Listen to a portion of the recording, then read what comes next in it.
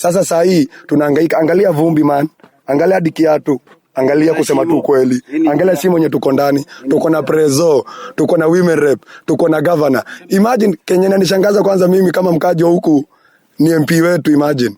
Yani alipita tu irodi lakini hakurudi juu alijua ni mbaya. Hakuzungumzia hii barabara, alizungumzia tu mambo yake. Na mimi kitu ya pili tena yenye nasema, kando ya president akuja hiyo takuwa mwisho. Pia ya DC. Hapo kusema kweli mtandao mwingie muangalie. Isikue ati ni chocha ama kuna mambo naongezea. Pitia tu pale media hata pale Radio Jangwani tu angalie kwa hiyo page. 3 days ago what happened? Sisi hatuna amani huku. Mabizi zetu mlango tunagongewa maana si mayai. Tunagongewa na si mayai. Unangam? Sasa sisi Kenya tunasema tunataka haki na tunajua utumishi ni kwa wote. Sisi ni wakaji wa Kenya, sisi wote ni wa Kenya.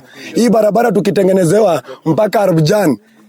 Hii barabara vile wenzangu hapo walivyotamka na wakasema ya kwamba hii barabara inatoka kutoka hapa mali tuko, inapita Wajia mpaka Isiolo Waso huko. Sisi mbona tusipate haki? Sisi sasa hivi vile tuko hapa, sisi mali tuko ni njia.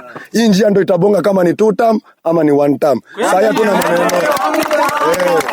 Na hatuna maneno. Hii road ikiwa sawa hata sisi tutakuwa sawa nayo. Hakuna mwenyana kura. ID zinakata siku hizi after 1 hour nitapata. Unanielewa? Lakini shida ni wa viongozi wetu, na kama unajua kwanza hujachangia hii barabara kama viongozi wetu wa Marsabit wenye mko juu, haki ya nani naona kura. Hii ujumbe ifikie rais wa taifa. Nazungumzia Daktari William Samoei Ruto. Yeye mwenyewe alituma mawaziri wake si mara moja hapa, wote walikuwa wakitaja hii barabara wakisema kwamba hii barabara ya kuelekea Badasa, Songa mpaka wanataja sehemu ya Wajia. So hii barabara ni corridor. Kila siku serikali wanatupromise, wanatupea ahadi za uongo. Ningependa kusema serikali kutoka rais, governor, mbunge mpaka MCA wote wametupuuza sana, wametuneglect kana kwamba sisi hatuna kura hapa Saganta Jaldesa. Rais, na kuomba utukumbuke vile ulikumbuka vijana wa shauri yako na vijana wa Nyayo Road.